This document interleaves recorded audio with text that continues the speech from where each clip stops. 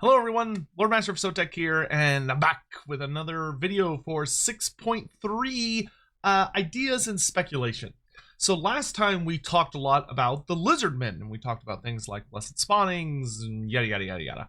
Today, I'm going to be talking about the Tomb Kings. As we know, the Tomb Kings and the Lizardmen have been confirmed, are both coming in 6.3. Now, I have a number of things to say about the Tomb Kings, and they are in a slightly different position from the Lizardmen.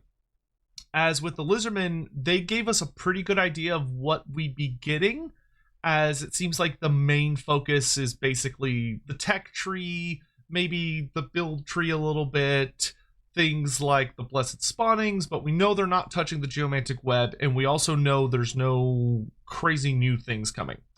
The Tomb Kings, however, have been confirmed to be receiving one new mechanic. And today, I'm going to give what I hope that mechanic will be, or just kind of throwing some ideas in the universe that maybe could be used in a future date.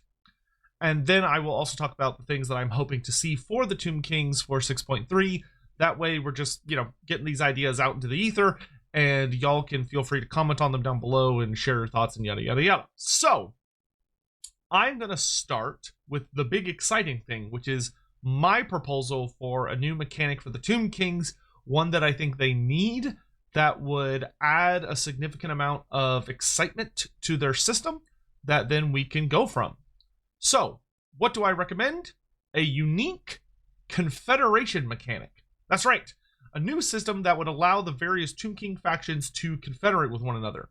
They, as we all know, I should say, the Tomb Kings are a notoriously fractured and rather chaotic, neutralish undead faction, and the Nehakarans have always been difficult to bring under a banner. One of the major aspects of their whole design is that in 8th edition Warhammer Fantasy Tabletop, they were considered a neutral faction. They were not considered chaos or destruction. And the reason given was essentially they were so fractured and difficult, and all the princes are very arrogant, and the Tomb Kings all kind of want to do their own thing and don't really like each other that much. So they were difficult to see in a cohesive light, and therefore couldn't really be placed as Order or Destro. Now, with that in mind, we want to keep that intact, but still allow for Confederation to be possible, because ultimately Total War is a sandbox game. And while it's difficult for someone to control all of Nehekara, there are times where it happens, where Cetra attempts to basically bring all of his ancient lands under his heel, and so he'll go around and kick the crap out of everybody and remind them who's boss, and for a little bit, he basically gets them all under control. The way Total War chose to represent this in the initial Tomb Kings release is that Tomb Kings cannot confederate, but they can vassalize one another, which is a reasonable interpretation, but I think we should take it a step further, because there are systems that do exist within Nehekaran lore and yada yada structure, we should say, that allow them to bind together as a one large, the King of Kings is in charge or someone else is taking over. So my recommendation to represent this would be what I'm calling the Dynasties mechanic. So this would be a new button that would show up on the bottom right along with your other campaign mechanics that opens up a menu not too dissimilar from the Great Book of Grudges. So with the Damas Kran, where you open it up and you go down to the Legendary Lords tab, and it shows you all of the Dwarf Legendary Lords and how many grudges or stricken off grudges you need in order to confederate them. For the Tomb Kings, I have a similar idea, though for the Tomb Kings, I would do two big things. The first is that I would have it functionally be 2 pages, one being the major playable factions, so the major factions, and then there's a second page that has all the minor factions, because I do think it fits the Tomb Kings to not have a Confederation button. So they can't confederate through diplomacy. It has to be earned through another system, because the Tomb Kings are complex assholes to one another. And the way this mechanic would work is that instead of the dwarfs who have a unique system, being their grudges, that you just earn enough, essentially, grudge points, and that allows you to just suddenly confederate someone. The Tomb Kings one, to befit their chaotic nature, so to speak, is a bit more complicated. It's not as straightforward as the dwarf one, which is admittedly straightforward. Also, I'm realizing I'm wearing headphones and I don't need to for this. So the way I think it should work is you have to earn a certain amount of like dynasty points, we'll call them. You could probably come up with a name that sounds better, like subjugation points or loyalty points or whatever. But you basically have a certain amount of points. And the way you generate these points for the various dynasties is by, you can either give the faction in question a certain amount of gold or canopic jars.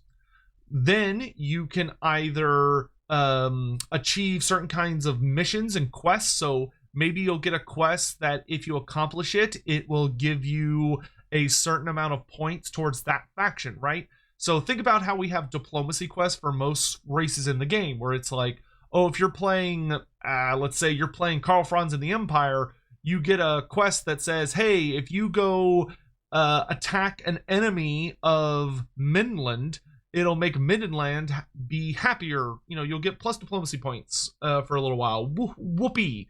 But for the Tomb Kings, instead of, while it could still give you those diplomacy points, because diplomacy will still work in this system that I'm proposing, it also gives you a certain amount of these dynasty points. And then you can also earn dynasty points through military actions, which I'll talk about a little bit later, because I want to make that a little kind of the exciting part.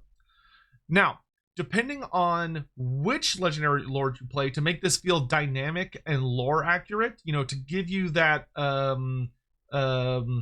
immersion of playing one of the Tomb Kings, when you choose a legendary lord for the Tomb Kings, I think that every faction, including the minor factions, should have their own unique score based on starting score, based on who your legendary lord is. And what I mean for that is the score that is required for you to achieve in order to confederate that faction by subjugating them. So let's say you're playing, Katep, right? Grand Hierophant Katep. For him, Katep starts with a significant penalty to all Tomb King factions, except for maybe the one down in Lustria, because essentially he's exiled. He has been kicked out by the King of Kings, and there's a bit of a taboo of working with him and speaking with him because he has a complex relationship with the Tomb Kings back in Nehekara. So with Katep, if you want to confederate the other Tomb King factions, with the exception of the one down in Lustria, the amount of points you'll need is going to be notably increased by a good percentage, because you have to kind of get over that mountain of your exile. And maybe there's a way within the game that you're able to mitigate some of that with Katep through like a personal system of his, by like achieving some level of success in the campaign. Another example would be, say, Cetra. So Cetra the Imperishable should start with a like pretty nice starting amount for most of the Tomb King factions. He's the King of Kings. They're supposed to listen to him. Everyone wants to be on his good side. Katep, would start off with probably higher than average, because he doesn't want to be exiled. He wants to be brought back into the fold. So if you want to confederate Katep, you actually have an advantage towards getting Katep compared to everyone else. He starts off with a little bit of a, depending on how you want to do it, he either starts off with a little bit of a bump, or just the total cost to confederate him is cheaper than the other Tomb King lords. However, because you're playing Cetra, the Sentinels of the Black Pyramid and Numus, those, and I would also say Maroc, so those three factions don't really like him as much. They're a little more towards Cetra, so they require significantly more. And then you have Arcane the Black, and we all know that Arcane the Black and Cetra hate each other. So they start off with significant negatives towards one another. So let's say at the start of the campaign, because I'll talk about how this number will go up and down, just like it will does with the dwarf. So let's say at the start of the campaign, you need 2,000 dynasty points in order to get the average Tomb King faction. So let's say the I think it's the Rakoff dynasty, something like that, or King Rakoff's dynasty. I forget the exact faction name, but the one that starts to the left of Cetra, that starts in charge of the Black Tower of Arcane. So let's say that they feel very neutralish towards Cetra, like fairly positive. So they need 2,000 faction or dynasty points in order for you to automatically confederate them. Well, then Katep really, really likes you, and Katep wants to come home really badly. So Katep starts off only requiring 1,500 points. But then there's Archon the Black, and Archon the Black requires 5,000 points at the start in order to be forced into Confederation and brought under Cetra's heel. So that's kind of what I'm talking about in that sense. And then you have like Khalida would be fairly neutral with everybody, because pretty much everybody likes Khalida because she does a pretty good job of sort of staying out of things. But Marok, for instance, would actually be slightly more favorable towards Khalida than the other factions, but pretty much everyone else generally likes her. And then you have Archon the Black, where everybody hates Archon except for the Sentinels of the Black Pyramid. So the Sentinels of the Black Pyramid would have a more positive or neutral start, whereas everybody else has far more expensive starts because they all just think Archon's the worst. So that gives you your foundational point. And then your goal is to earn points through the systems I discussed, and I'm going to get a little bit more into, to try and build up enough points that you can reach a threshold that then allows you, if you choose, to basically click on a button, just like you would for the Dwarf's Book of Grudges, and it auto-confederates that faction. You get access to all their stuff. Now, there are a couple of big advantages to come with this. The one is that Tomb Kings are immortal. Generally speaking, it is nearly impossible to truly kill a Tomb King. There are a lot of ways that you can kill them, but inevitably they will always come back. And the only way to perma-kill a Tomb King requires a very elaborate set of things that isn't really relevant to Total War. So what this means is that should a Tomb King's faction be slain, then just like with the Book of Grudges, they are still in your Confederation option. So let's say that Khalida is wiped out. Well, she's dead, so her threshold is paused, which I'll talk about in a little bit how I think it can move. You simply get up to that amount by doing other things, and you eventually will reach a point where, hey, I can now confederate Khalida, and if you do so, you get Khalida to join your faction. Obviously, you wouldn't get really anything else because her faction is dead, but you at least get the legendary lord you wanted, yada, yada, yada. So, the way I would fill up, the meter moving, let me talk about that next. So one of the things that has been established in Total War that I personally really, really like is that the Tomb Kings care a lot about your faction's power ranking. So when you open up the diplomacy menu, you can see the strength rank of every single faction that you're aware of.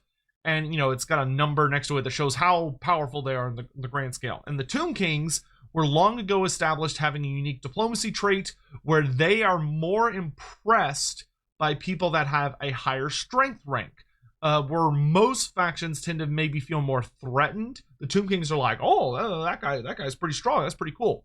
So what I would do for the Tomb Kings to continue carrying this, because I think it suits them and fits them very nicely, is that for the Tomb King threshold, it naturally can move around based on your strength rank compared to their strength rank.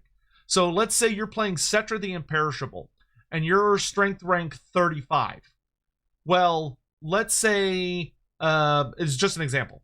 Let's say the Sentinels of the Black Pyramid are strength rank 5. Meanwhile, Khalida is strength rank 50. Well, because Khalida is a notably lower strength rank than you, her threshold that you have to reach in order to confederate her basically goes up at a slower rate than the other factions, or even perhaps can go down. But I think it should always go up. That way it's something you're always moving towards and it doesn't just kind of like retroactively happen, because you'll be constantly getting more powerful throughout the course of the campaign, as will most of the AI factions. So the nice thing is that as you get more powerful, the threshold that you need to reach becomes easier and easier and easier to acquire. And this will also help when a faction is killed, because obviously if Khalida, for instance, is totally wiped out by, say, Krokar goes up there and he kills Khalida off, her threshold is now completely frozen and can't move. You know, it doesn't go up any higher. So now, etc., that is a very easy value that you simply can reach by just like passively gaining points every turn, in addition to other actions that you can take, which I'll discuss here more in depth in a moment. So that's my general thoughts on kind of the threshold moving. So just like the Book of Grudges, it kind of progressively just goes up throughout the turns as the factions do things and get stronger. But should they die, it'll freeze. And the lower their strength rank is, the slower it goes up, is the general idea. And like any of these things can change. So if you're like, well, that particular thing I think is stupid, that's totally fine. Let me know your criticisms down below. So when it comes to filling this meter, I think there should be a very fun, unique gimmick for the Tomb Kings compared to everybody else. Because so far you might be saying, oh, that sounds kind of like the dwarf system, but there's just like more ways to fill up the meter, but hear me out. So I would say that the major unique gimmick for the Tomb Kings is that they cannot confederate through diplomacy. They have to reach a point with the various dynasties where they have subjugated the entire dynasty, and that's when they can reach confederation, which I think fits the lore, because unlike almost every other faction in the game, the Tomb Kings have a unique issue of that each of their cities has every member of a royal dynasty that rules over those cities all are basically alive at the same time, but they take turns being awake by decree, etc., to make sure that there's not constant infighting. But if you were to go over to a Tomb King city, and let's say you meet the Tomb King that's in charge, you kill him, you beat him down, you'd say, I'm in charge now, and he personally is like, okay, I give up to you. That doesn't mean Numus has surrendered to you. It means that king has surrendered to you. Because the problem is that Numus has thousands of other families that are just as powerful as this guy, who are all part of the dynasties of Numus, that look over and are like, okay, well, that guy sucked. I always hated that guy. Or that guy was my son, or that guy was my third uncle, or whatever. So I'm in charge now. Screw that guy, and screw you. I'm not listening to you. So the dynasty system kind of represents that you are getting that entire faction to finally realize that you're in charge, and they all have to bow their heads to you and acknowledge you as their boss. Which is why regular confederation doesn't work for them. And also, it's not like the Norse greenskin ogre system where you can just punch the faction leader and, oh, wow, you won. Because for the Tomb Kings, that won't work. From a lore standpoint, because they would simply be like, screw that guy, we're gonna just, someone else is in charge now, and he's better, so get out. They're a very politically dynamic species, or faction, I should say.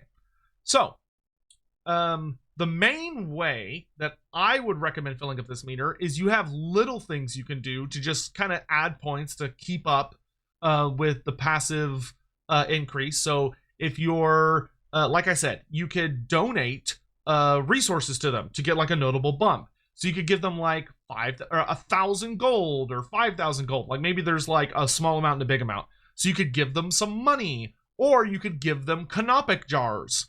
And when you do that, it goes up a bit. Cool. You also, like I said, get quests. So you get a quest and it's like, hey, Numus has sent you this quest that they would love it if you would kill one of their enemies. And if you do so, it'll give you a diplomacy buff with them, and it will also give you dynasty points with them. Cool. So you have your quests. Then you have the military support, which exists in two thresholds. There's positive military support and then negative military support.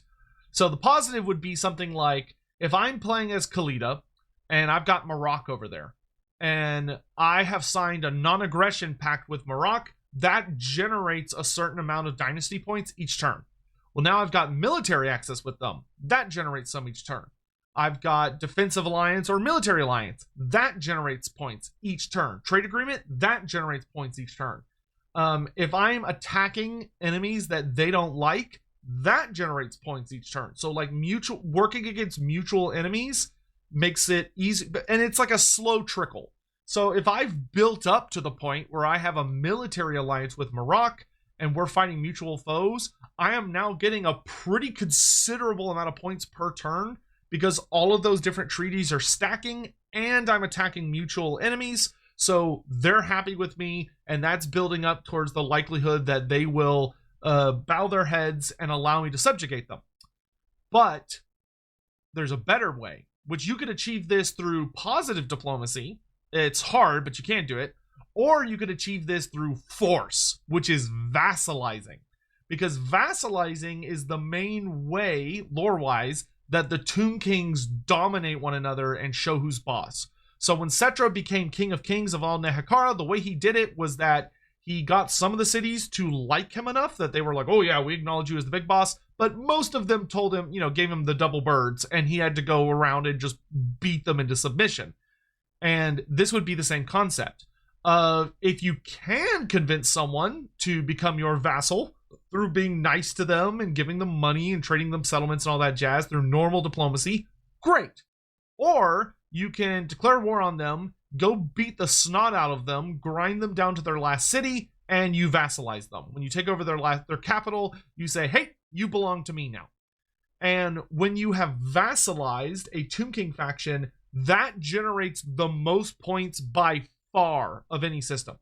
So basically, with the Tomb Kings, they would be unique of all the races in the game because they would be the faction that would encourage you to find a way to vassalize all of the other Tomb King factions through some method. Whether you choose to do it the nice, more pacifist route by using treaties, diplomacy, trading settlements, declaring wars on enemies, etc., or by doing the aggressive route, where your goal is to stomp them into the dirt, get them down to their last settlement, force them to vassalize, and then you basically hold them in place until you earn enough points to force confederate them. Which, based on what I said earlier, because you've beaten them down, also will result in their strength rank on the diplomacy screen dropping significantly, so it makes it much, much easier to reach that threshold. The other method that I think would be fun for earning dynasty points to kind of tie it into more mechanics the Tomb Kings have would be the tech tree. So obviously the Tomb King tech tree is going to change, and we'll talk about that a little further down below. But I personally really like the system.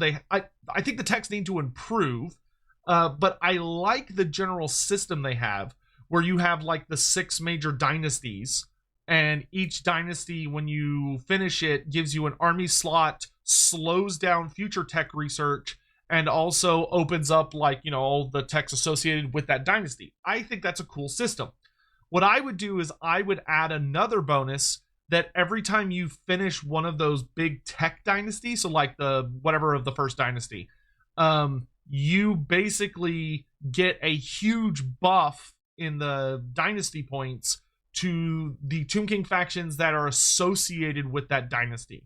So for instance, the tech of the first dynasty, if you are playing as a Tomb King character, gives you a significant bonus towards, say, Setra, and also maybe gives you a big bonus towards like Morocco or whatever. So maybe each dynasty has a major Tomb King and a faction and a minor Tomb King faction associated with it. But obviously there are 6 dynasties, so not all of them would have major, and you would just have it. I would probably have it where like each dynasty has like 2 or maybe 1 major, and then some of the minors are associated with the other ones. So maybe the first dynasty just gives you Setra points. The second dynasty maybe gives you like 2 or 3 of the minor factions. The third dynasty gives you, say, Arcane the Black. The fourth dynasty gives you Khalida. The fifth dynasty gives you the remaining minor factions, and then the sixth dynasty gives you Kateb, as just an example. And those would give you like a big chunk of dynasty points because it would represent you assisting and coming to learn and respect that dynasty, helping them awaken to their full potential, and they appreciate that. Just some ideas I'm throwing out into the wind. So that is my general idea for the system.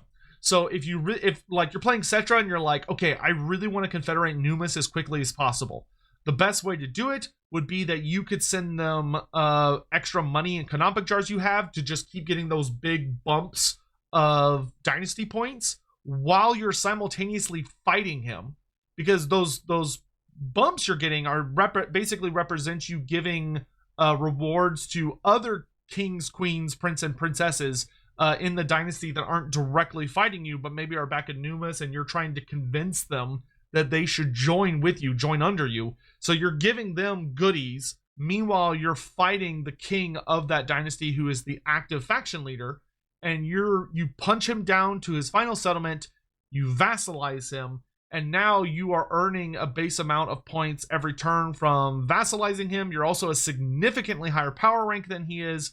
And so for Numis, you're able to confederate him fairly quickly through a mixture of giving him goodies and then beating him up until you vassalize him. And then once you've vassalized him, you're getting quests because now he's an ally. And the quests are like, hey, Numis, you and Numis are at war with so-and-so. He would like you to, you're both at war with Scarbrand, and he would love you to go take a settlement from Khorne. So you say, okay, and you go and you take a settlement from Khorne, boom, you just got some more points. And through that combination of stuff, it all ticks over, allowing you to confederate. If you choose to, because it wouldn't force you to confederate, it would just light up the button that you then click the button and then boom, you've confederated them. I think that would work super duper duper well for the Tomb Kings.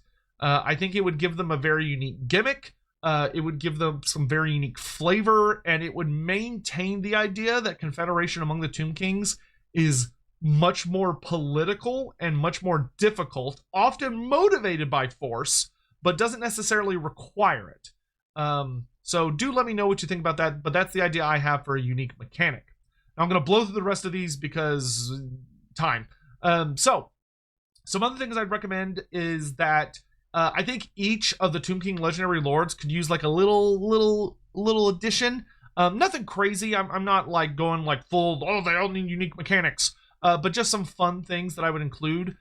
So big things for Cetra is that Cetra currently has a really garbage, in my opinion, faction mechanic, which is that he gets plus 50% allegiance points for other Tomb Kings, which is very specific and also I think almost never happens.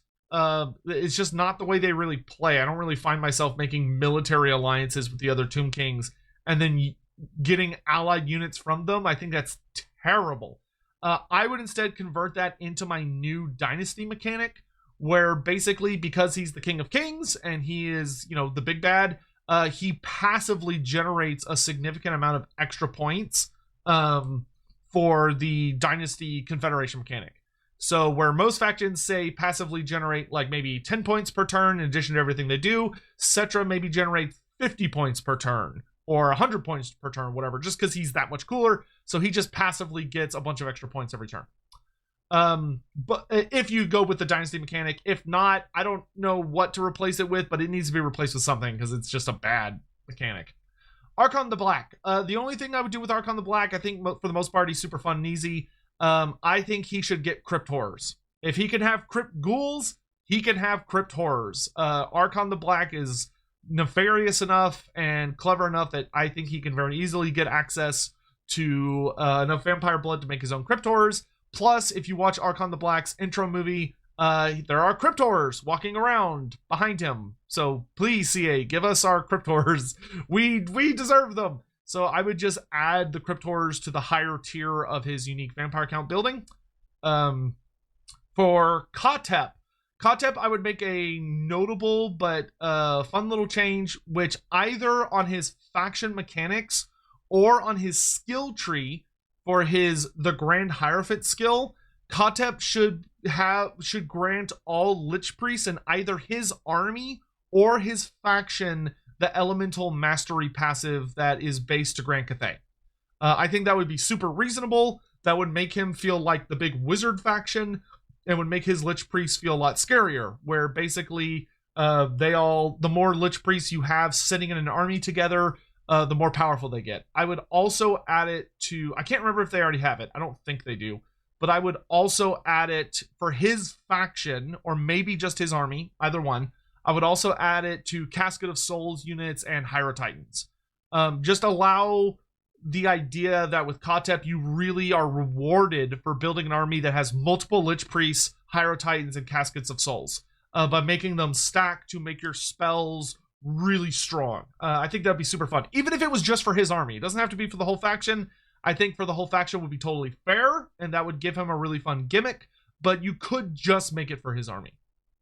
For Khalida, Khalida I think is actually pretty solid in a lot of ways, other than some stuff I'll talk about later when it comes to like landmarks. But for Khalida, the only thing I'd really do is fix her Blessing of a Soft buff for multiplayer. Which I know is weird, but that's all I really have for her. Which is that currently her buff gives poison attacks and melee missile buffs. So like it improves your missile damage. But it only applies to ranged units. I personally think that's very unnecessary and kind of dumb. I would have it apply to all units. So if Khalida is within range of any allied units, they get poisoned attacks and range damage buffs. This will be fine in my opinion because melee units don't have range damage, so they don't get the damage buffs. The only thing they would get is the poison. So I think that would be totally fair and would just make her more competitive in multiplayer because right now she seems kind of butts, and it would actually make her function properly. You don't actually need it in single player because she has a mechanic, a Lord mechanic where she gives everyone in her army poison, so that's why it would only affect multiplayer. But I think it would be fine. For the tech tree is not awful. Obviously, it's boring right now because it doesn't give you a lot of fun things. Just like we talked about with the Lizardman one, it's mostly just stats, and there are several units that miss out on getting much in the way of stats. They only get like little things. The only thing I would really do is, in addition to just making the techs more fun, so giving you more like unique traits and fun gimmicks and other stuff like that, I would also, I hope they keep it where it's about awakening the various dynasties, and each time you awaken them, you get +1 army capacity, and you also get slower tech rate. I think that's a very unique gimmick that's actually quite fun for Tomb Kings. And it's really easy to get around. Like, it's not hard to improve your research rate. The other thing that I'd like to see is if they could add more capacity buffs to various techs. So, like, it'd be nice if certain techs were like, oh, this one gives you +1 capacity to all skeleton units. So, like, all non-constructs. Or, like, this one gives you plus capacity to your Shabti, or this one gives you plus capacity to the big statues, yada yada. I really like the Tomb King's unit capacity system, but just adding more ways to give you more capacity outside of buildings, I think would be good. Next up, the Entombed Beneath the Sands army stance. I really don't like this army stance because it feels like it's supposed to be an ambushing stance, but they made it an encampment stance that's like anti-ambush. But when you look at it, it's kind of weird, right? Because it gives you like significant defense against ambush success chance, just like all encampment stances do. But the big unique thing that Entombed Beneath the Stance gives you, Sand Stance gives you, is that it gives all units, or most of your units, Vanguard deployment, and it also gives you your army ability that makes your units able to like turn invisible and maneuver around and stuff. So it's functionally an ambush stance, it kind of works like ambushing, but not really. Personally, I would just make it like the Beastman, where I think it would, and maybe this is just me, feel free to let me know if you don't agree with this, but I think it would be more valuable as a stance that counts as ambushing and encamping. So you go invisible because your entire army is functionally entombed beneath the the enemy shouldn't be able to see you. So, and like, that's a major aspect of Tomb King lore. Tomb Kings are very, very big ambushers because their armies just hide underneath the ground, underneath all the sands and stuff, including the big constructs. Like, literally everything hides under the sand, and like, oh my gosh, bandits and treasure hunters and all these people come in And as they're like moving over the Tomb King army, the whole army like bursts up and like hands reach up and grab them, or spears come up and like the big constructs start hauling themselves out of the sand. And I feel like the Entombed Beneath the Sand stance doesn't really grab that the fantasy of what it's supposed to represent. And I think it would be better represented as just Tomb King should just get rid of the ambush stance as being its own separate thing, and they just only have Entombed Beneath the Sand. So it's just like the Beastmen in that it's still an encampment stance, and so you still get like healing in enemy territory and yada yada yada, and it still gives you all of the buffs. So even if your army is spotted, like even if your army is spotted and doesn't successfully launch an ambush, you still get Vanguard deployment and the army ability and stuff, but you also get those if the ambush is maintained. I've always just found it really weird that it is simultaneously an encampment stance that feels like it's supposed to be ambush, but it's just not. I would say just fuse them together and just let it be a really good stance that's unique for the Tomb Kings. You know, if it's too overpowered, you could always maybe get rid of some of the little things.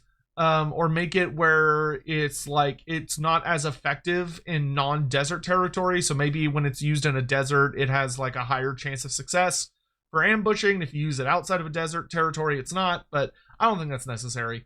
I really think they should just fuse the Entombed Beneath the Sands and ambush stance together, and it makes you in ambush. And if the enemy happens to spot you when they come into your area of effect and you grab them, but the ambush fails, you still get all of the buffs from the stance itself. So you can still get your Vanguard deployment stuff. So even if the enemy notices you, you functionally still get a pseudo ambush on them.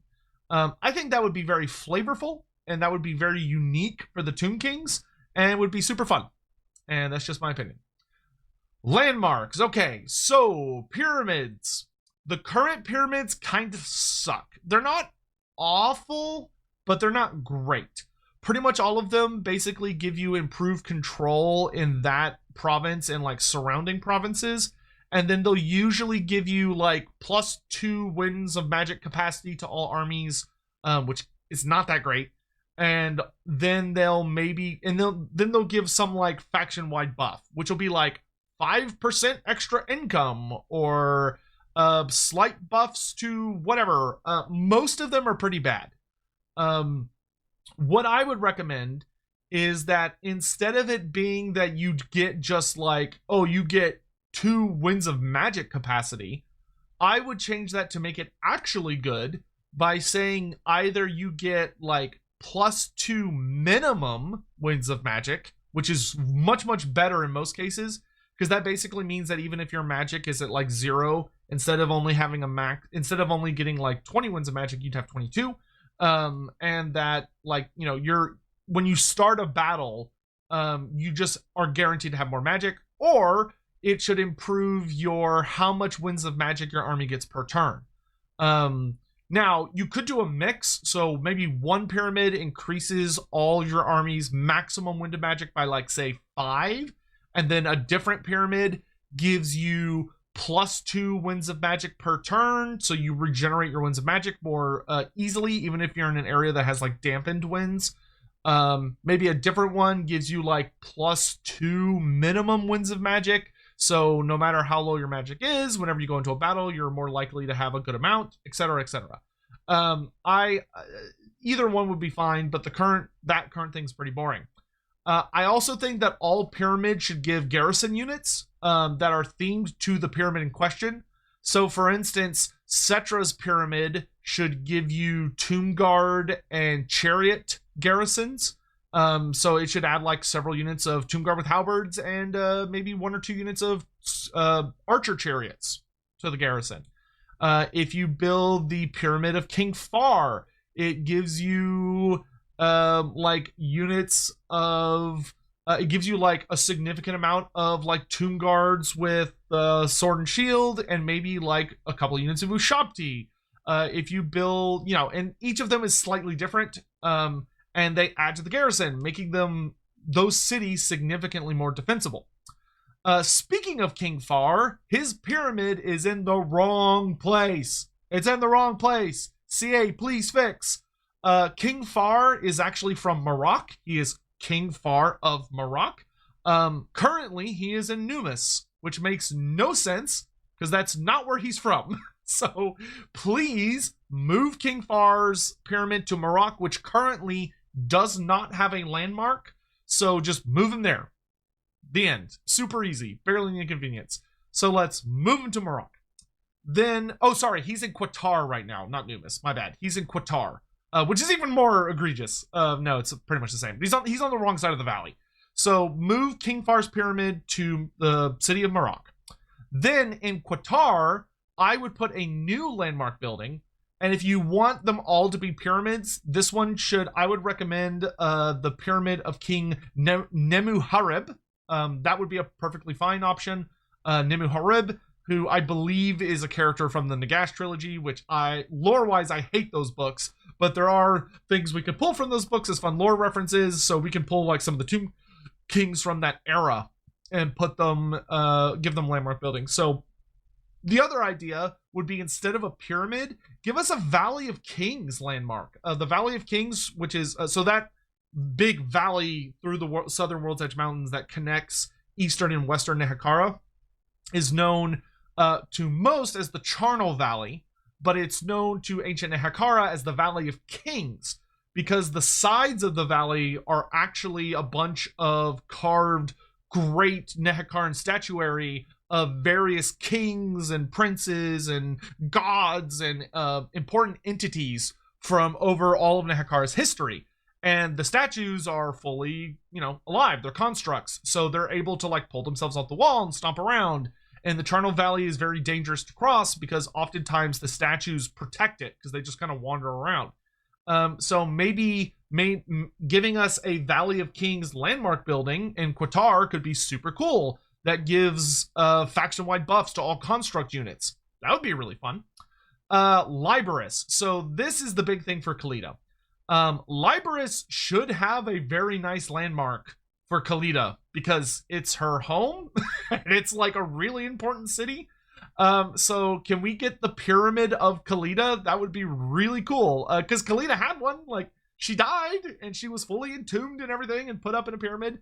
If we have Cetra's pyramid, why don't we have Khalida's pyramid? So please give us Khalida's pyramid or like the High Temple of Asaf, one of the two. But I would prefer Khalida's pyramid in the city, and it gives like really, really fun buffs.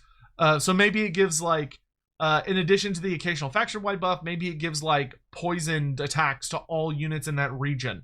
That could be fun to make it much easier to defend. And it also should add, like Ushabti with bows and maybe it could add like one unit of the Serpent Riders, the Necropolis Knights. It adds one unit of Ushabti archers, and it adds another 2 units of regular skeleton archers to the garrison. Whatever.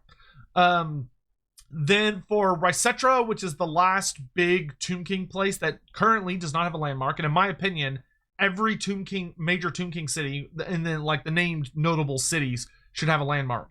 And in Rysetra, we should get the Pyramid of Rak Amhotep, who also came from the Nagash trilogy, and he just gives us an easy king. That way, every single Tomb King city that is prevalent has a landmark, as they should.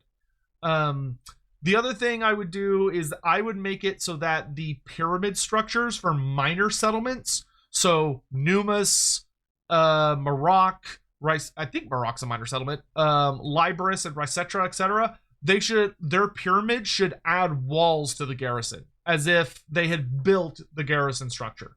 So if you want in those cities, you can still build the garrison building tree to add like better unit quality and more units, along with like improved towers, but you don't need to in order to get the walls. So I would make it where if you build the pyramid structure, it immediately upgrades the city to being a minor settlement battle with walls. I think that would be totally fair and would make Tomb King's lives a lot easier, considering how expensive the pyramids are and how valuable building slots are to the Tomb Kings. All right. The last thing, landmark-wise, is can we please, pretty please, get one Tomb King landmark in Nagaroth, so Katep has something to work with.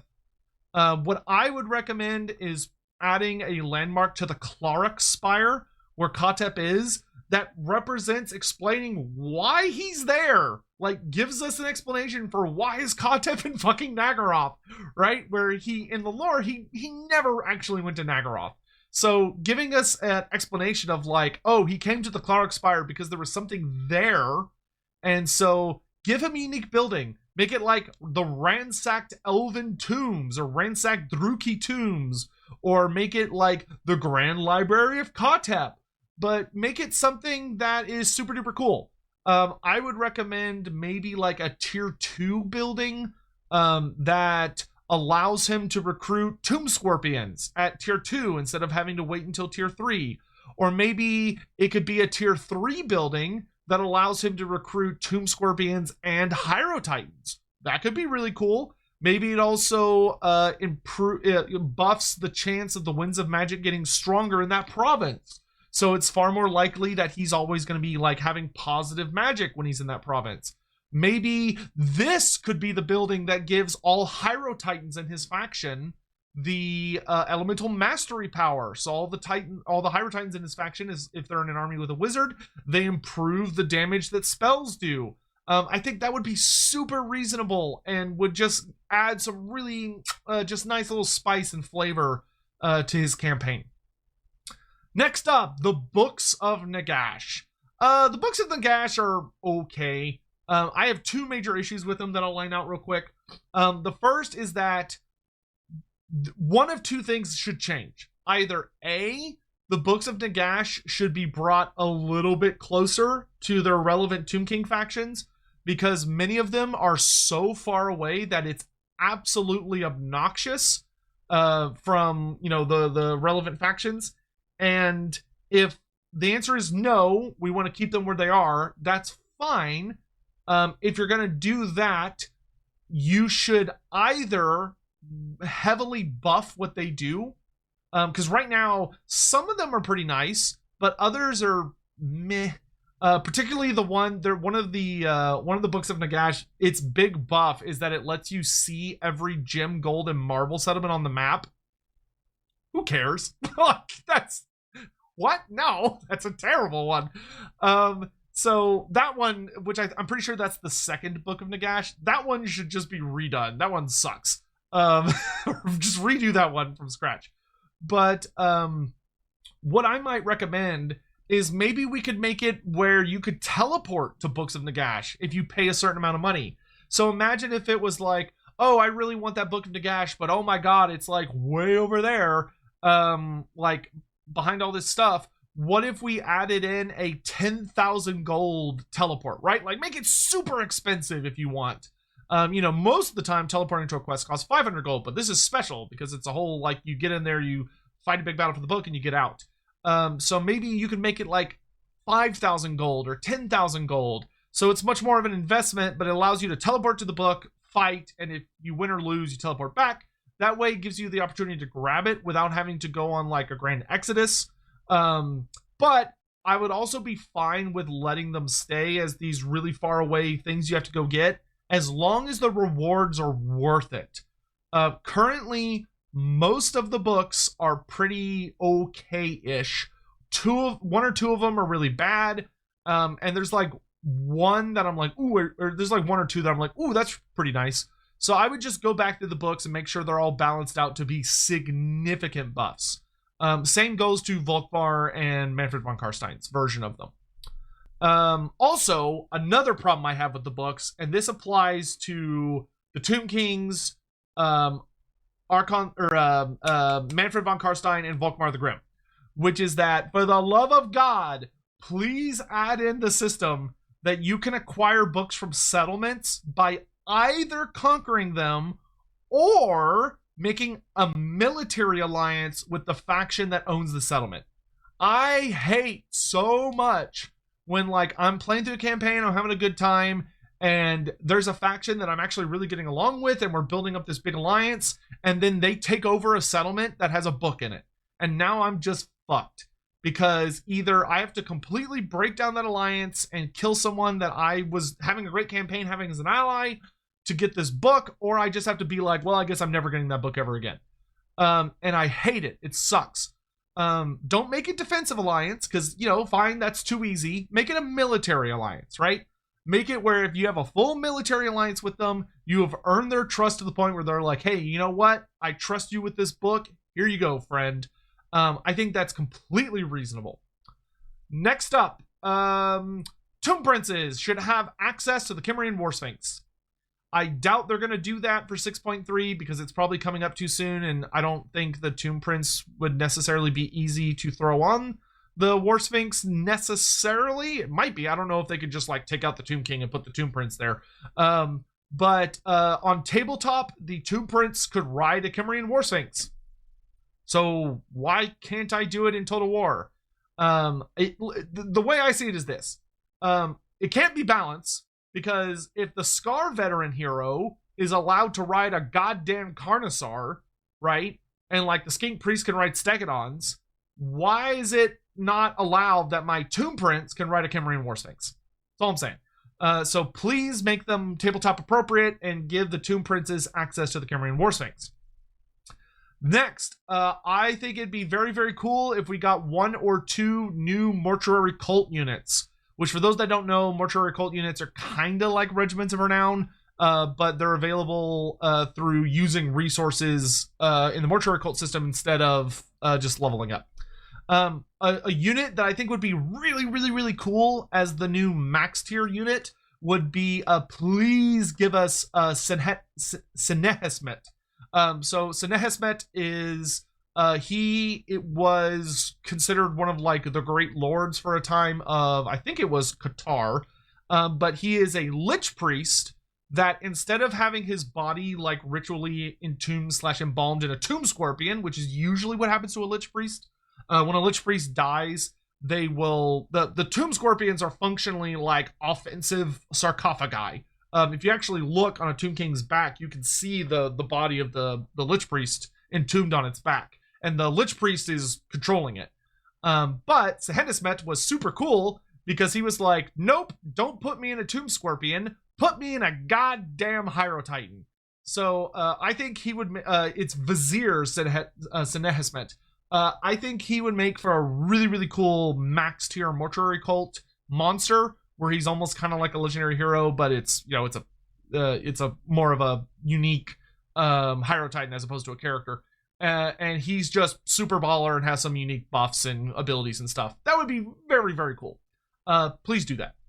Speaking of the Mortuary cult, I have noticed that the Arcane items tab is very thin, and could use a couple of extra items, especially because there's no blue, which is rare tier, or purple, which is unique tier items. This is unacceptable. Therefore, I went through the trouble of doing some digging in the Tomb King's lore and found the following items that you should add. Please, please, please, please, please. The first, which I would make a purple or unique tier item, is the Staff of Ravening. Ravening? Probably Ravening. The lore excerpt says, this staff unleashes the power of the famine-bringing locusts of Nehakara, and they descend on the foes of the Tomb King in a frenzied cloud. The way it worked in tabletop is it fired off damage at enemies. So you would activate the staff and it would unleash this horrible swarm of locusts that would attack units and eat people. The way I would interpret this item into Total War would be an arcane item that grants the caster the ability to wield horrifying locusts of Nehakara to deal deadly effect on the campaign and battle maps. So for campaign, he could cause attrition to enemy armies in the same region as him, and vastly decrease growth and casualty replenishment of enemies in the same province. So for balance reasons, maybe it's if he's sharing a region with you, you take attrition damage, but if you're sharing a province with him, your in enemy growth and enemy casualty replenishment is significantly lowered. So it's really, really, really hard to heal if you're sharing a province with whatever character is wielding this staff.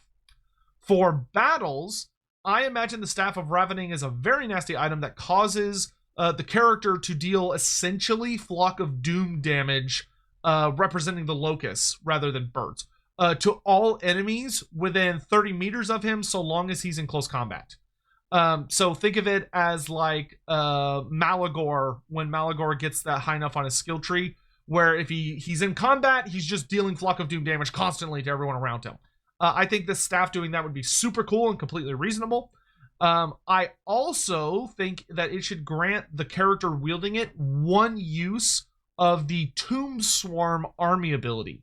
And it could either be like translated into a skill that he uses, so maybe it has like a certain range from him, like 200 meters or 100 meters, but it allows him to basically use a cast of the Tomb Swarm army ability, or it simply gives you like another use of it to your army ability. So if you have the Tomb Swarm right active, instead of having 2 uses per battle, it goes up to 3 uses per battle.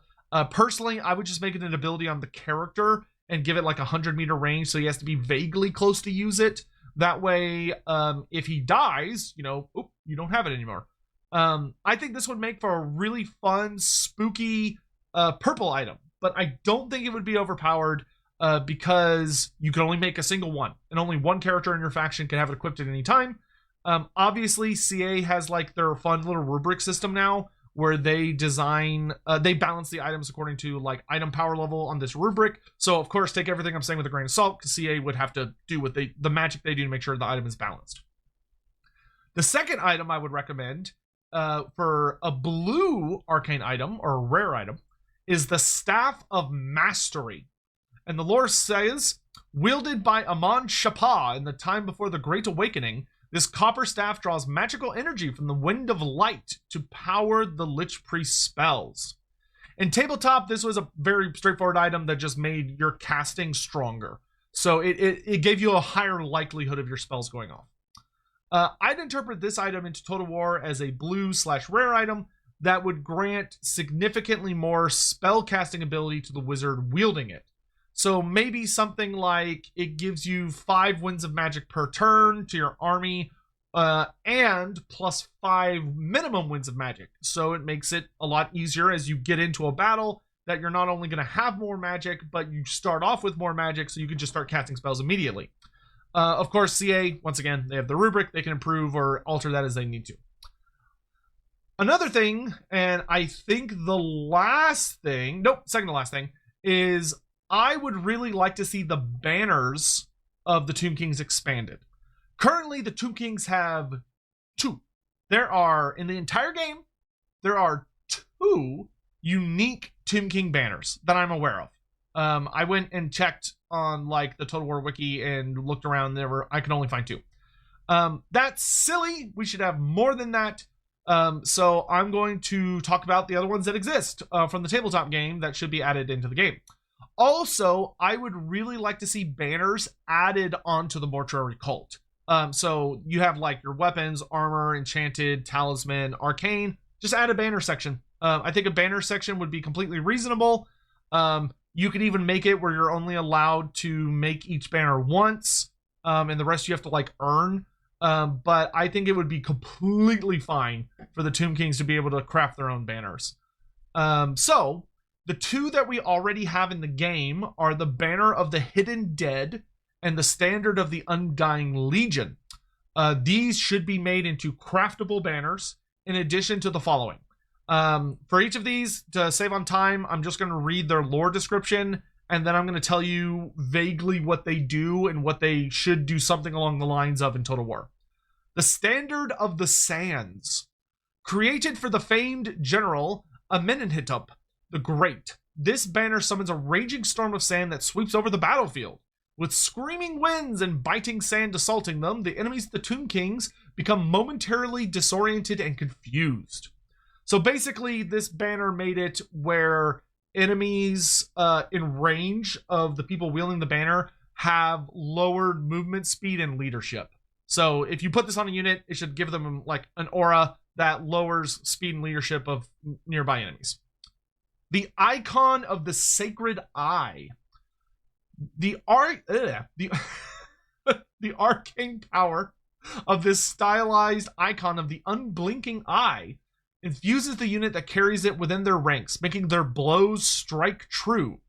This banner should basically just grant the unit wielding it improved melee attack. If you want to be boring, if you want to make a more exciting version, it should give the unit it's equipped on the unyielding assault trait, which makes it where their melee attack cannot be lowered by any means, which I think would be super cool and make the banner really sexy. The Mirage standard. Imbued with the curses of 100 Nehekaran widows, this banner leads the enemy's minds astray, rendering them almost blind to where the unit bearing the banner actually is. This one was actually a really nice tabletop banner, but essentially what it does is it gives the unit wielding it either very high missile resistance or gives them a really good ward save while they're not in close combat. So I would do something like maybe it gives like 20% missile resistance, or it gives like a 10 to 20% ward save when you're not in close combat, or in melee rather. The icon of Rakoff. King Rakoff II was an unparalleled tactician. Troops fighting under his banner are instilled with unmatched discipline. Back in tabletop, this banner could only be taken by skeleton warriors or Tomb Guard or Nehekaran warriors. So infantry melee skeletons were the only units that were allowed to take it, which they could do in Total War as well. Basically, this banner would give the unit that it had very, very improved mobility. So higher turn speed, higher acceleration, higher deceleration, things that allow the unit to like adjust and redeploy and move around. It makes all of that much faster. And last but not least, Standard of the Cursing Word. This magic icon contains a powerful curse, similar to that which protects the Tomb Kings and Princes in their eternal slumber. So this final banner would just functionally give the unit it's attached to the curse. The passive that the Tomb Kings and Tomb Princes have in Total War, which makes it where when they've suffered enough damage, the curse activates and it deals damage to all enemies within like a 35-meter radius. This one would be super great, I think, on units, especially because you could like slap this on your constructs and stuff. Yeah, Standard of the Cursing Word would be awesome because it just allows you to give the curse to other units.